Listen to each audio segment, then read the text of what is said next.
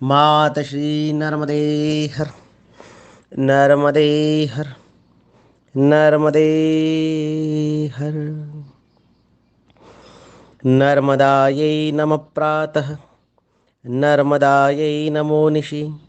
नमस्ते नर्मदे देवी, त्राहि मां भवसागरात्।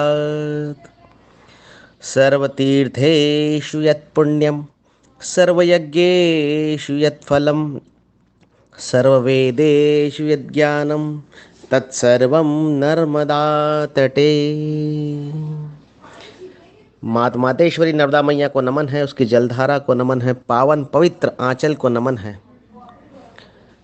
उत्तर तट दक्षिण तट को नमन है, और इन तटों पर निवास करने वाले साधु संत ऋषि मुनि गौ ब्राह्मणों को नमन है, और परिक्रमावासियों को नमन है, और फिर नमन है मेरे गुरुवर को, मेरे माता पिता को, और नमन है आप सभी भक्तों को, मैया के निश्चल निर्मल भक्तों को। और आज ग्रुप देख रहा था, अनेक लोगों ने और ऐसी इच्छा व्यक्त की है कि ये परिक्रमा चलती ही रहे, चलती ही रहे, चलती ही रहे। और कुछ प्रशंसा के शब्द मेरे लिए भी कहे हैं, तो उन सभी से ये कहना चाहता हूँ कि ये जो कुछ भी है मैया का है, रेवार्पण वस्तु, मेरा तो कुछ भी नहीं है। और मैया प्रेरणा देती है तभी कुछ कह पाते हैं, और मैया की इच्छा हो तभी आप लोग सभी सुन पाते हैं। और ये तो अच्छा है कि ये जो विज्ञान के आधुनिक साधन हैं, व्हाट्सएप, मोबाइल आदि से, ये लॉकडाउन काल में हम इतना अच्छा भक्तिपूर्ण श्रवण आप बड़े ध्यान से कर रहे हैं, और मैया मुझसे करवा रही है। तो विज्ञान की इससे बड़ी उपादेयता और क्या हो सकती है। तो विज्ञान को भी नमन, मोबाइल को भी नमन, व्हाट्सएप को भी नमन। और इसी के साथ आज हम हमारे फिर से प्रातःकाल जिस प्रकार से परिक्रमावासी उठते हैं, उठ जाइए और उस सुंदर घाट पर स्नान करने निकल जाइए जो बड़ा भव्य है, होशंगाबाद नर्मदापुरम। नर्मदापुरम वो नगर, वो घाट जहाँ पर मेरी प्राथमिक एवं माध्यमिक शिक्षा हुई, और इन्हीं घाटों पर खेलते खेलते मेरा बचपन बीता है। तो इन नर्मदापुरम के घाटों से तो बहुत सारी स्मृतियाँ जुड़ी हुई हैं। और वो होशंग शाह का किला भी, जो अब खंडर हो चुका है, वहाँ पर भी जाते थे, भूत बंगला कहते थे उसे, खंडहर था, पर खेलने चले जाते थे। और अनेक अनेक बचपन की स्मृतियाँ इस नर्मदापुरम से जुड़ी हुई हैं।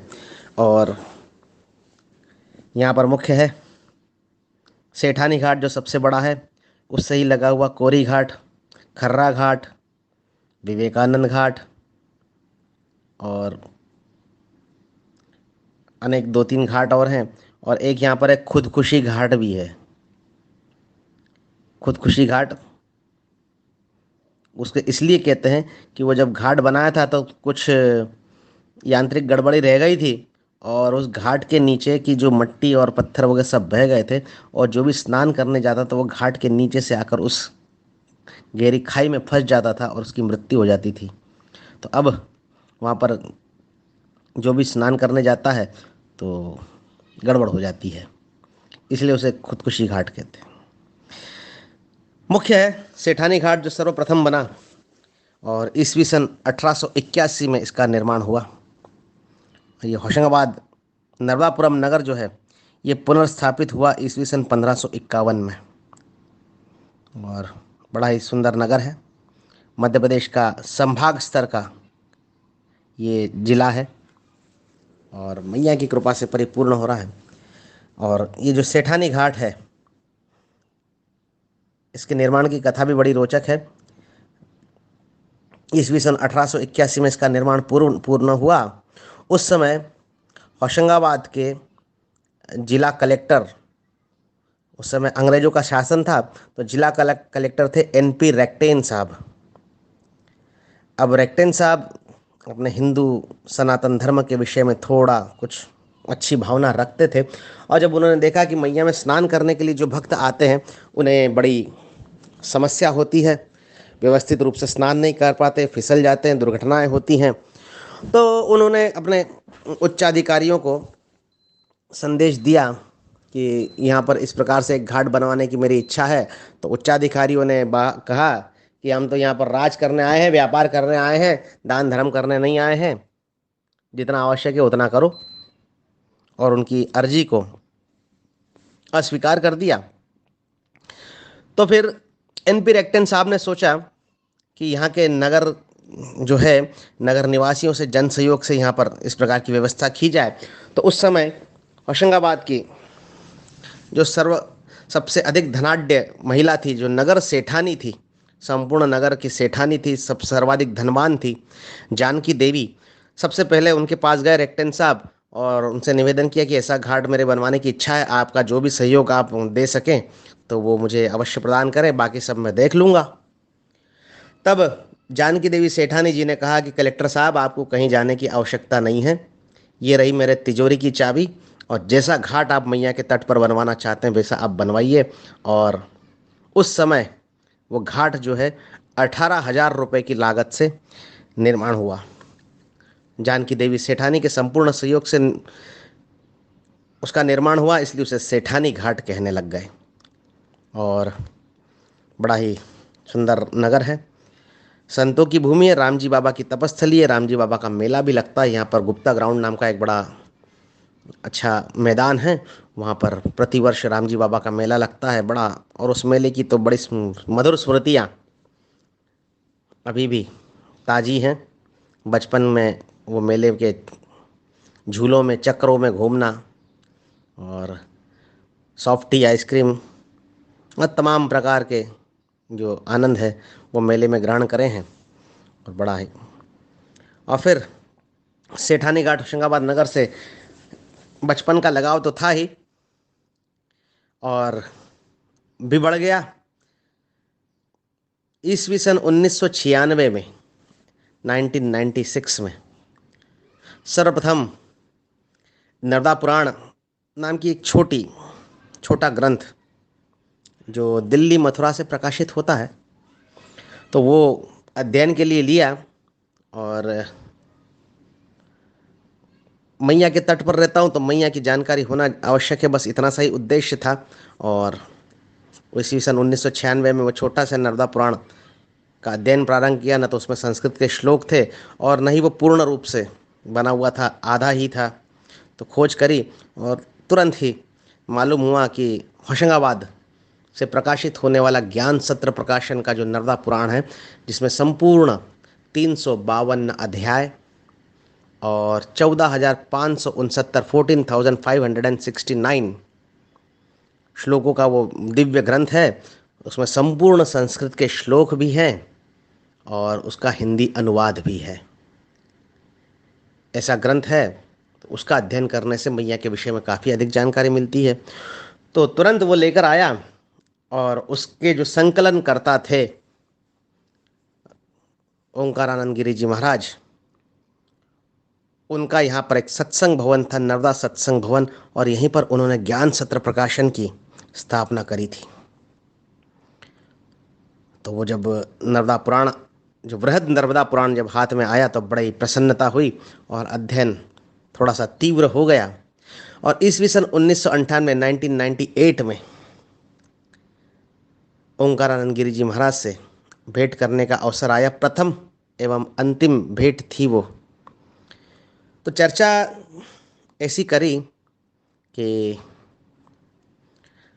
जब नर्मदा पुराण ग्रंथ जो है, जो ओंकारानंद जी गिरी द्वारा संकलित संपादित है, और वो मुख्य रूप से अभी भी उसे प्रामाणिक माना जाता है, उसमें उन्होंने लिखा था कि ये 352 अध्याय हैं, 14,500 के लगभग श्लोक हैं, परंतु अभी भी ये अपूर्ण है।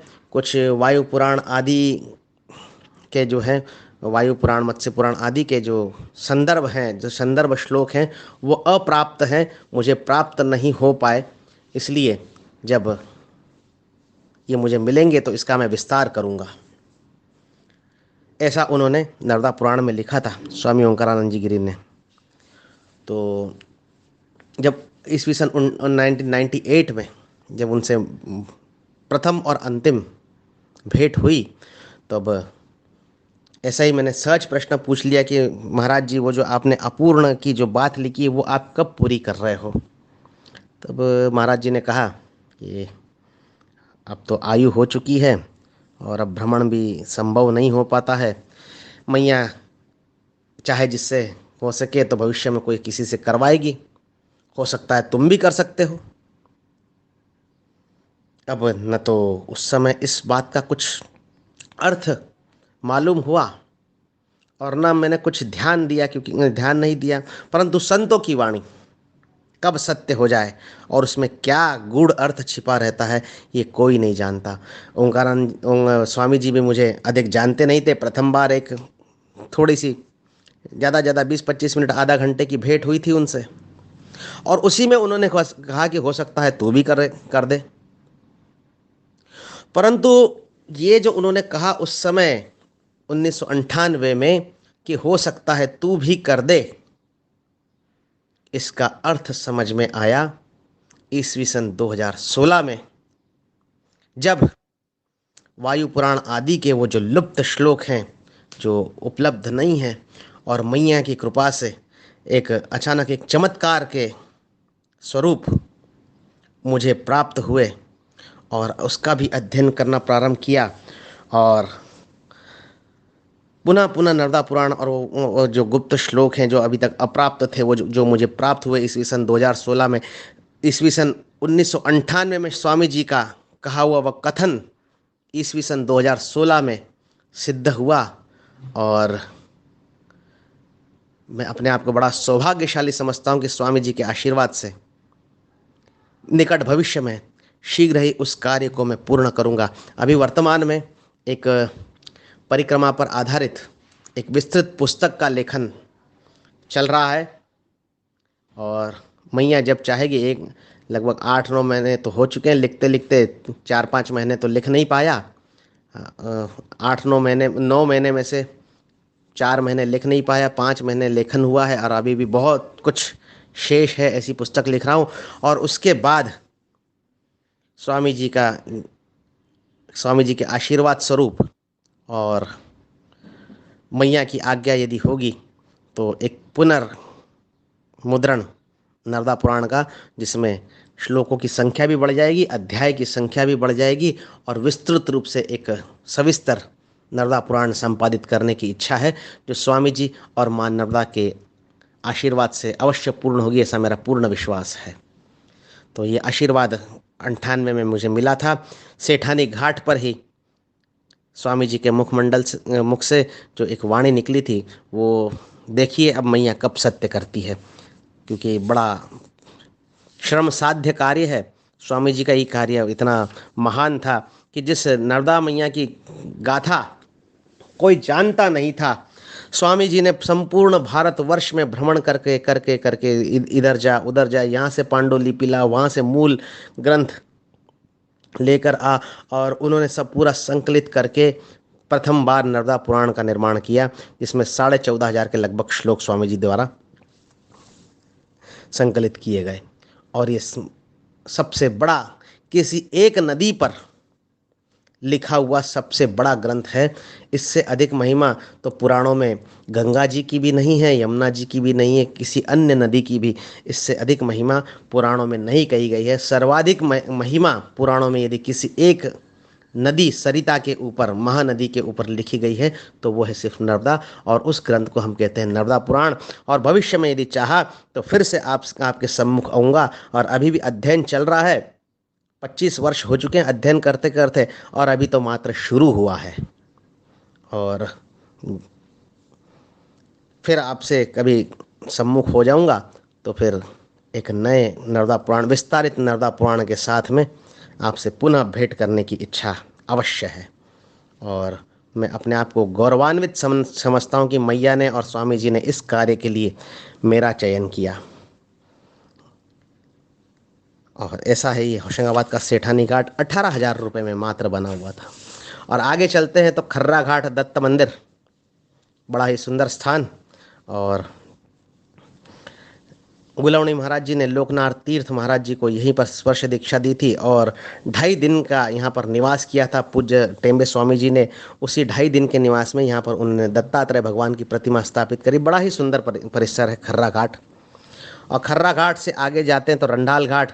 यहाँ पर मंदिरों के अनेक खंडहर हैं रंडाल घाट। और होशंगाबाद से हम आगे बढ़ते हैं, स्नान आदि करके मैया का और आगे बढ़ते हैं।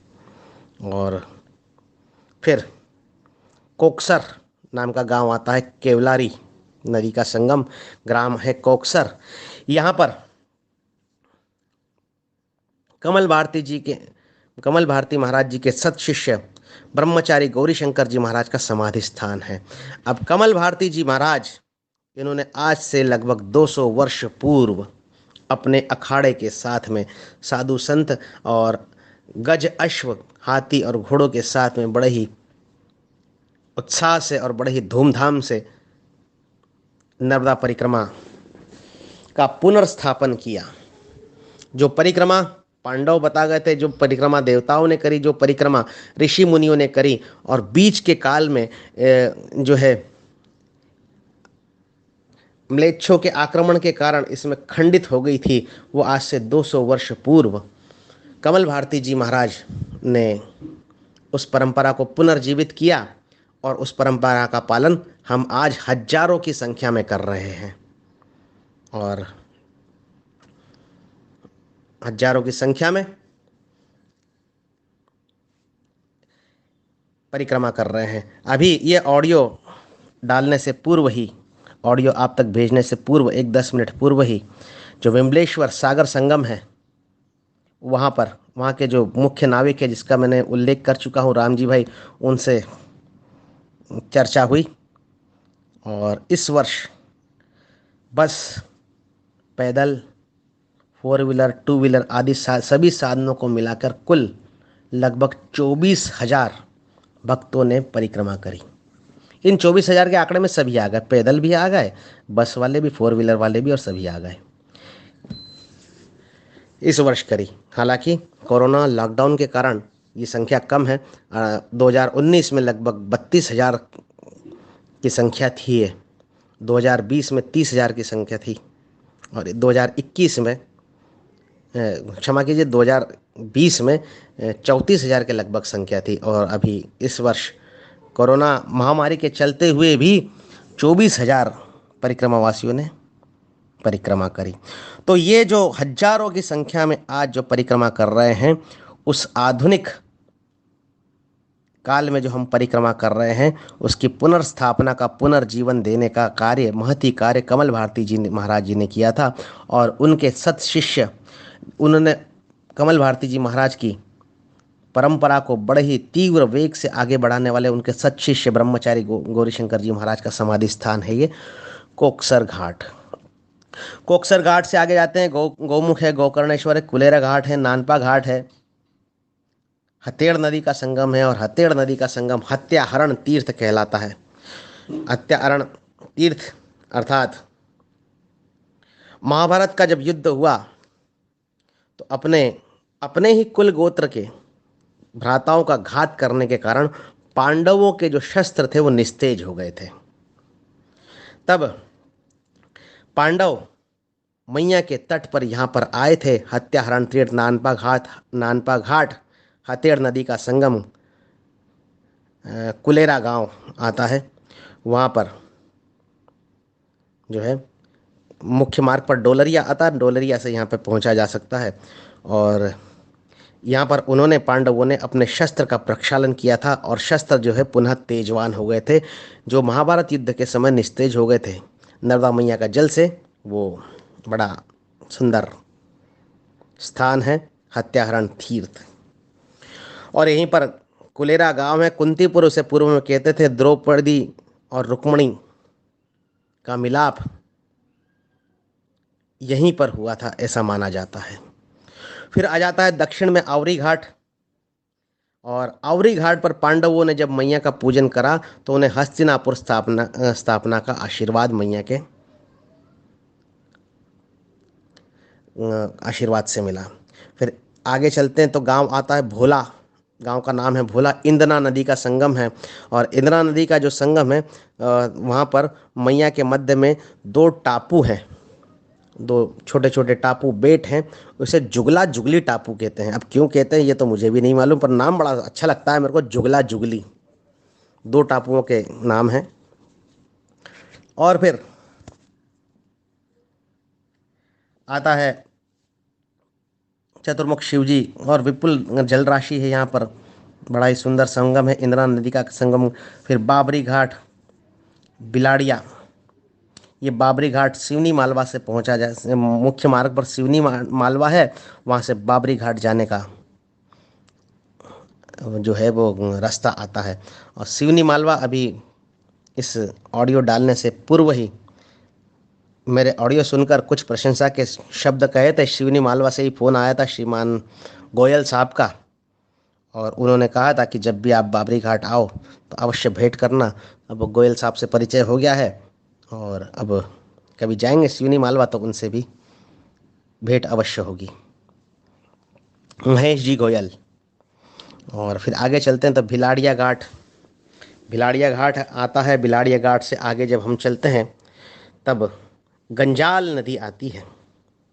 वैसे तो अनेक घाट छोटे बड़े घाट बीच में पड़ते हैं, परंतु मुख्य मुख्य घाटों का वर्णन यहाँ पर ऑडियो के माध्यम से मैं कर रहा हूँ। आगे चलते हैं तो गोंदा गांव गंगेश्वरी आता है। गोमती नदी का ये संगम है, त्रिवेणी संगम है यहाँ पर। गंजाल, गोमती और नर्मदा, इन तीन नदियों का संगम है यहाँ पर। और यहाँ पे महतों की छतरियाँ बड़ी सुंदर हैं। और ये जो गंजालेश्वर यहाँ पर है, उसका भी बड़ा महत्व दिया गया है शास्त्र में। सा गांजालेति विख्यातो नर्मदाया संगमो नृपः गंजाल सिद्ध लिंगश्च सूर्यकोटि समप्रभा।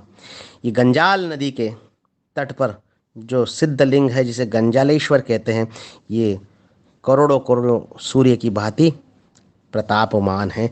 ऐसी यहाँ पर गंजाल का संगम। और ऐसा क्यों न हो, क्योंकि यहाँ की कथा भी बड़ी सुंदर है। कन्यापुर नाम का कोई एक देश था, और वहाँ पर सोमवंशी महाराज हरिकेश के चक्रवर्ती पुत्र देवानिक नाम के राजा जो है वो राज्य करते थे। तो ये महाराज देवानिक जो थे, एक बार आंध्र प्रदेश में स्थित श्री शैले मल्लिकार्जुनम ज्योतिर्लिंग में अलिका देवी के दर्शन के पश्चात उन्होंने एक वहाँ बड़ा भयंकर यज्ञ का आयोजन किया। सूर्य ग्रहण का काल चल रहा था, और ब्राह्मणों को 1 लाख गौदान का उन्होंने संकल्प किया, और इसी संकल्प के निमित्त उन्होंने बड़ा भारी यज्ञ वहाँ पर किया। तब दिव्य यज्ञ के प्रभाव से इतना अधिक तेजस्वी वो यज्ञ हो गया कि ज्वालामुखी रूपी एक विशाल अग्नि वहाँ पर प्रकट हो गई। बड़े ही भयंकर नाद के साथ में उस यज्ञ की अग्नि जो है इतनी प्रबल हो गई कि ज्वालामुखी जैसी। और उस प्रबल अग्नि में यज्ञशाला, गौ माता, ब्राह्मण सब कुछ भस्म हो गया। और महाराज देवानिक अत्यंत दुखी हुए कि ये क्या हो गया। यज्ञ करने गया था एक उत्तम हेतु के साथ में, परंतु अग्नि इतनी तीव्र हो गई कि सब कुछ भस्म हो गया। और स्वयं को अग्निदाह करने के लिए महाराज देवानिक जब निकले तो ऋषि मुनि ने रोका कि महाराज देवानिक, आप प्राण त्याग मत कीजिए, और जो उत्तम ऋषि हैं उनसे प्रायश्चित आप पूछिए, प्रायश्चित करके हो सकता है इसका कुछ परिमार्जन हो जाए। तब मुनियों ने उन्हें जो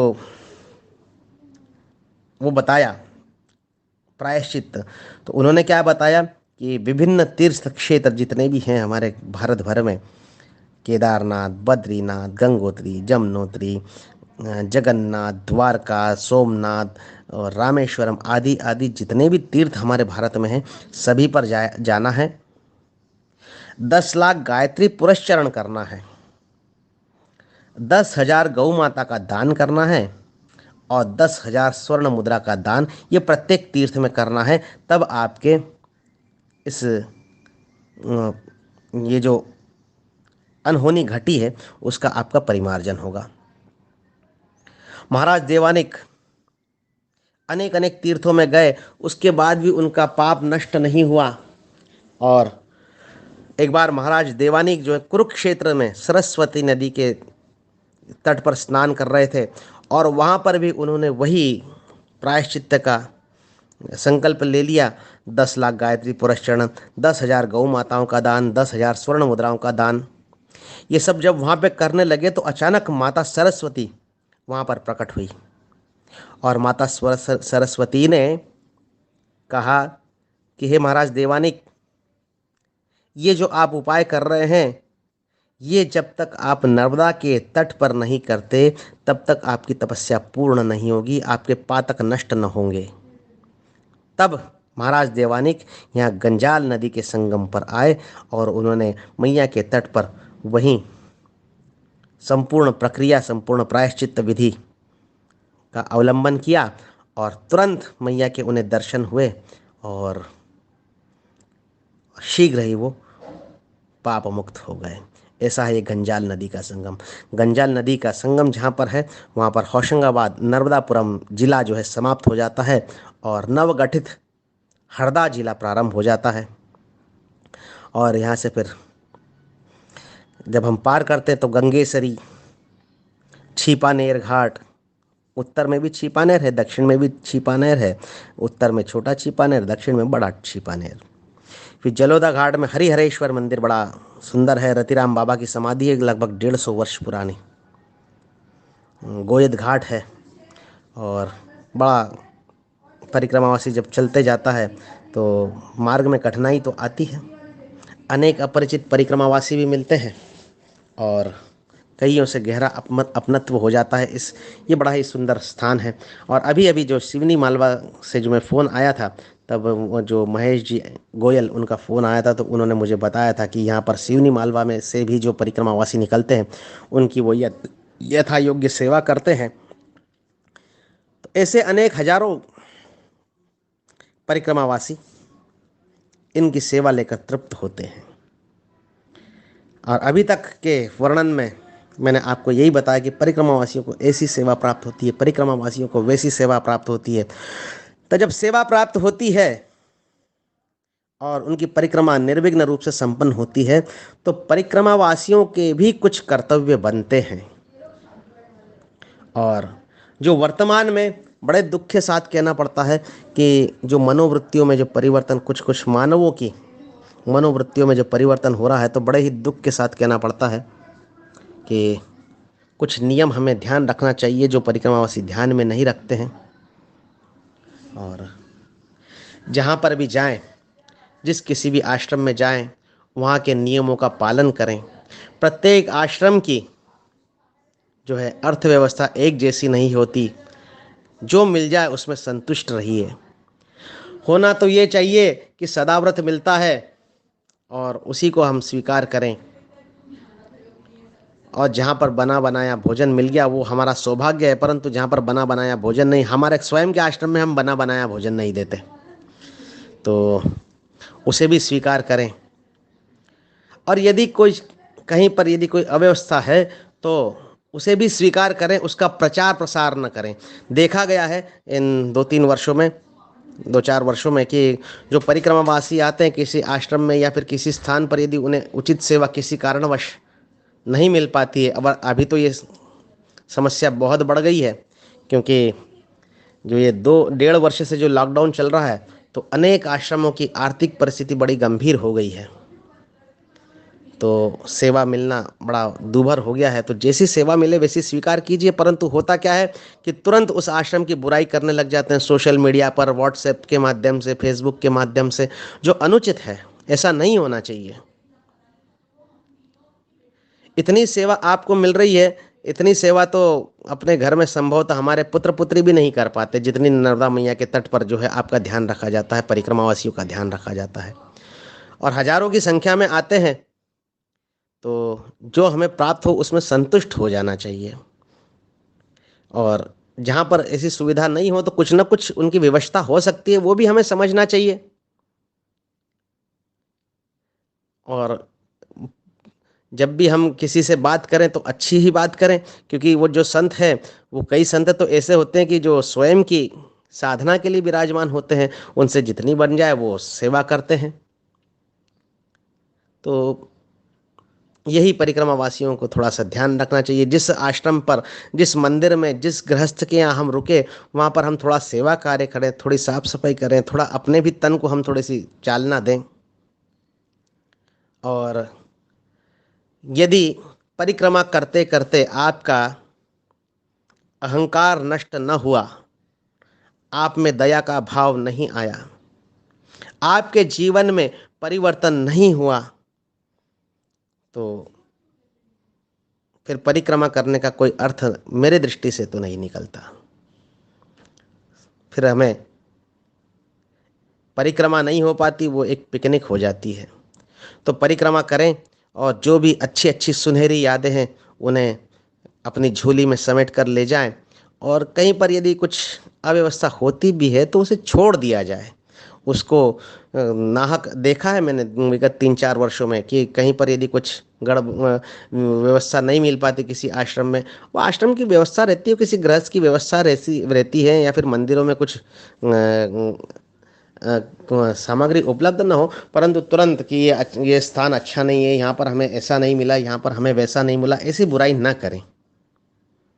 यही परिक्रमावासियों से निवेदन है, जो भी भविष्य में परिक्रमा करें और अपने भीतर एक सकारात्मक परिवर्तन हो ऐसा कार्य करें। अच्छे अच्छे ग्रंथों का अध्ययन करें, थोड़ा धीरे चलें। ऐसा नहीं कि आप जितनी जल्दी परिक्रमा पूरी कर लोगे तो कुछ आपको कोई मेडल मिल जाएगा। मैं तो कहता हूँ कि जो जल्दी परिक्रमा पूर्ण करते हैं वो मैया के अधिक दिन तक मिलने वाले प्रेम से वंचित रह जाते हैं। और इस जल्दबाजी में कभी हाईवे से जाना पड़ता है, तो कभी बाहर के रास्ते से जाना पड़ता है, और ऐसे में जो किनारे पर जो साधु संत हैं और जो मैया के जो सुंदर दिव्य तट के दर्शन होते हैं उनसे वंचित हो जाते हैं। तो जब भी आप परिक्रमा करें तो शेड्यूल बना कर ना निकले कि हमें इतने दिन में पूरी ही करना है। पूरी तो मैया करवाएगी, आप कौन होते हो पूरी करने वाले। तो इन विशेष बातों का ध्यान रखकर अभी हम चलते हैं। और ऐसे फिर बकुल नदी के संगम से मनोहरपुर गांव होते हुए हम पहुंच चुके हैं नाभीपट्टन हंडिया। और जिस प्रकार से नेमावर मैया का केंद्र उत्तर तट पर, उसके ठीक विपरीत दिशा में दक्षिण तट पर ये भी मैया का नाभि कुंड है, नाभीपट्टन हंडिया। और अभी शीघ्र ही आगे की कथा आपको सुनाता हूँ। माता श्री नर्मदे हर।